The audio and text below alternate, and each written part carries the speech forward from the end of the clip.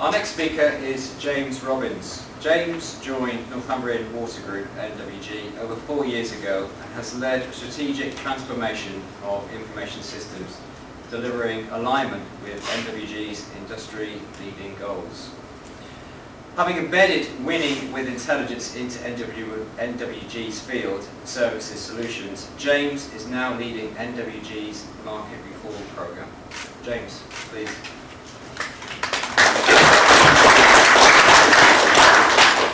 So I now know why I was invited along this evening, because we've heard from a large organisation with Alan's presentation and a smaller one with Mark, and I guess I'm the useful idiot that's in the middle. Talking from a medium-sized organisation, we provide water and wastewater services to 5 million people in the UK. We're kind of be a FTSE 250 if we were listed. And I'm also thinking of how many thousands of pounds I've spent in consulting with John over the years when I originally bought the book.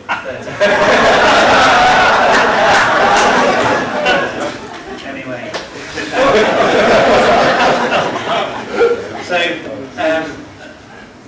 I just want you to think about this. In the boardroom, there's in an organisation like this, or even somewhere like Fusion, I've been in your boardroom, there's a plush, it's the best room in the house, there's a plush table in the centre, and often a lot of seats around the edge. People come in and they stand and they present to the front, or they sit at the edge of the room. If you're sat in the middle of the table, you're making the decisions, you're in charge of the what. And the CIO doesn't often sit at that table. The CIO sits at the edge of the room or stands at the front of the room and ponders the how. Now, this is a story, the intelligent organisation, about how you invert that, how you change that, how you put yourself at the centre of the room, which is what I've done at Northumbrian Water.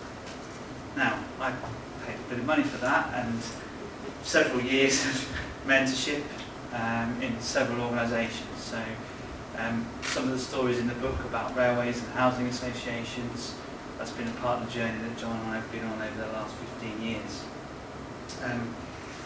But the book puts all of that, the managerial cybernetics, the Stafford Deer, the viable systems model, which you saw a bit of, into a simple language, into a context that everybody can understand, and does put information into the what category. So what do we do now? And that's what we've done at Northumbrian Water, and that's why I'm excited about this book, despite it for forecasting the death of the CIO and the end of the IT department. That's chapter 8, Alan. And putting it back into all those shadow units within business. But I'm excited because it comes at just the right time. In terms of technology, we are at a huge tipping point. And I'm not one of those technology CIOs. I am a chief intelligence officer rather than chief information officer. And we're at a tipping point. You'll have heard all about cloud. You might have heard, if you're in the IT space, something called DevOps. And big data is another hyped up word. They're all technology things, but they're all things that make running an IT function much, much easier than it used to be. We're taking away the headache of that technology, and we've now got capacity to focus on the information and the intelligence and the value add to our organisations. We can empower the business, and that's exactly what we're doing at Northumbrian Water. I took over 4 years ago, and we've been focused on the skills that we need to add value and to add intelligence into the business.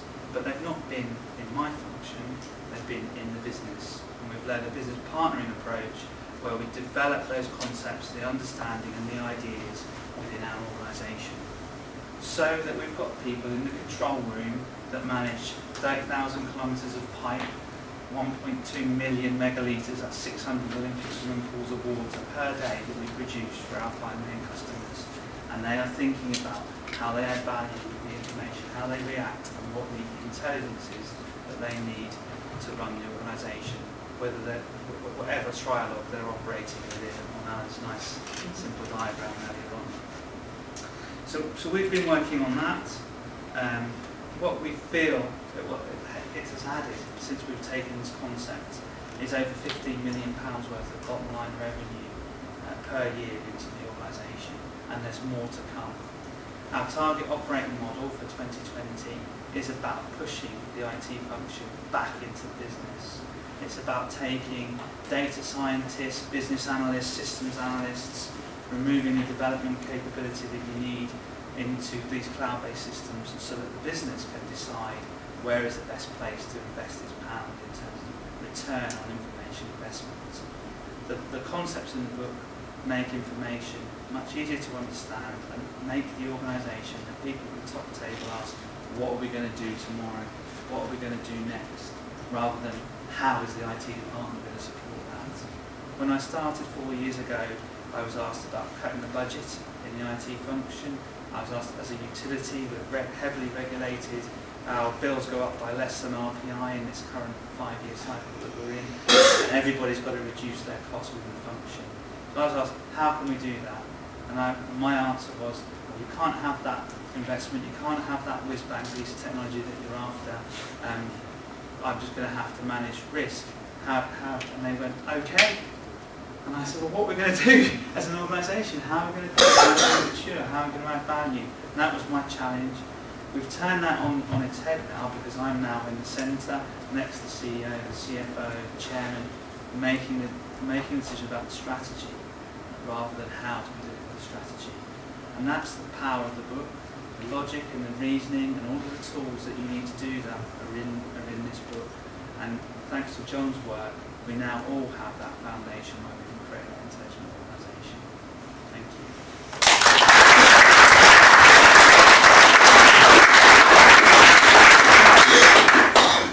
Any questions for James? Yeah. Can I charge you more next time? James, I've got one question really. You set the scene at the beginning of that you've got the boardroom, you're on the outside of the boardroom. How do you get in and be like integral parts so the board actually recognises the value? You've got to immerse yourself in the organisation. In the IT function, in the information function, you have got that privilege where you can go right across through the organisation. I still don't know what it means, but John told me it's an orthogonal process, the IT function. But I think what it means is you can cut through all of the processes in the organisation and you can get a look about what goes on everywhere, and you've got access to that information. So immerse yourself in the organisation, understand how you impact the balanced scorecard and all the key performance measures, and have all of your investments and all of your business cases lined up behind that. And that's what puts you in the middle. That's how you get invited in. Thanks, James. Thanks very much. Cheers.